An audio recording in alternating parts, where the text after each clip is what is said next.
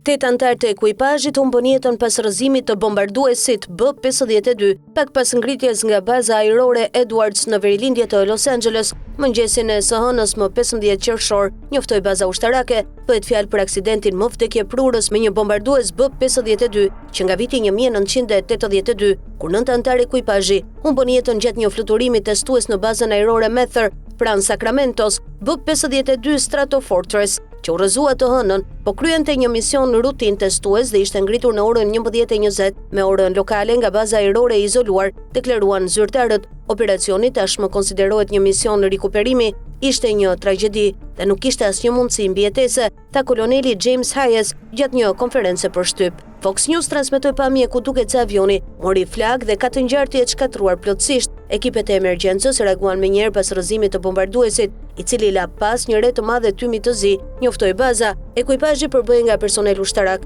punonjës civil të qeverisë dhe kontraktor qeveritar, tha zyrtari Scarlo Can. Kompania Boeing, prodhuesja e avionit, ftoi se 2 prej punonjësve të saj ndodheshin në fluturimin e së hënës. Jemi në kontakt me familjet e tyre dhe po ofrojmë mbështetje, thuhet në deklaratën e kompanisë. Sekretari i Forcave Ajrore Troy Mink dhe kryetari i dhomës së përfaqësuesve Mike Johnson shpreh ngushëllimet e tyre në rrjetet sociale për jetët e humbura. Edhe guvernatori i Kalifornisë Gavin Newsom shpreh ngushëllimet për gjithë komunitetin e bazës ajrore Edwards dhe falenderoi ekipet e shpëtimit. Bombarduesi B-52 po kryente një fluturim testues në mbështetje të programit të modernizimit të radarit, deklaruan zyrtarët e forcave ajrore.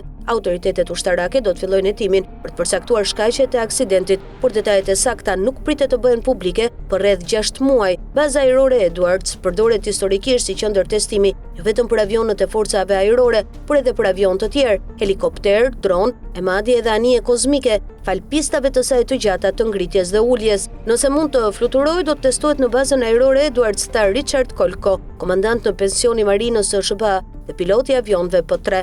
Ajo ka disa nga pilotët testues dhe inxhinierët më të mirë që ekzistojnë. Sipas Kolkos, fluturimet testuese kryen zakonisht nga pilotë dhe ekuipazhe me përvojën më të madhe, ndërsa në varësi të natyrës së testimit mund të marrin pjesë edhe inxhinierë civil ose personeli kompanive prodhuese. Baza disponon gjithashtu një ekip shumë të specializuar për reagim në emergjencave në rast aksidentesh. Autoritetet do të kenë detyrën të sigurojnë zonën e rrëzimit, të mbledhin mbetjet dhe provat, të analizojnë dokumentet e mirëmbajtjes dhe të shqyrtojnë çdo element që mund të ndihmojë në përcaktimin e shkakut të aksidentit. B-52, avioni që u rrëzua të hënën, është një nga mjetet ajrore më të vjetra, por edhe më të besueshme të forcave ajrore amerikane. Ai hyri për herë të parë në shërbim në vitin 1955. I projektuar fillimisht vetëm 3 vjet pas përfundimit të luftës së dytë botërore, bombarduesi i rënd me rrezet të gjatë veprimi është bërë sinonim i fuqisë ushtarake amerikane. Ai zakonisht operohet nga një ekuipazh prej 5 personash dhe mund të transportojë deri në 31.000 kg bomba dhe municione të tjera. 56 vjet pasi B-52 i fundit doli nga linja e prodhimit të Boeing në Wichita, Stratofortress vazhdon të mbetet simboli pa diskutueshëm i fuqisë ajrore amerikane. Pavarësisht moshës së tij, ai vazhdon të përdoret në vijën e parë të operacioneve ushtarake. Në epokën e dronëve, avionëve stealth dhe luftës kibernetike, B-52 mbetet aktiv edhe në shekullin e 21, duke marrë pjesë në operacione që nga lufta e Vietnamit deri tek misionet më të fundit kundër Iranit. Versioni aktual B-52H vazhdon të luajë një rol kyç në arsenalin e forcave ajrore amerikane, të cilat dispononin 76 avion të tillë para aksidentit. Ai është përdorur në misione bombardimi gjatë konfliktit aktual mes SBA-s dhe Iranit. B-52H ka gjithashtu aftësinë të transportojë bomba bërthamore dhe raketa lundruese me mbushje bërthamore. Para aksidentit të së hënës, incidenti fatal më i fundit që përfshinte këtë model avioni ndodhi në vitin 2008, kur 6 pjesëtar të forcave ajrore humbën jetën pasi B-52 i tyre u rrëzua në oqeanin paqësor pranë Guamit gjatë përgatitjeve për një fluturim ceremonial. Bombarduesi i prodhuar nga Boeing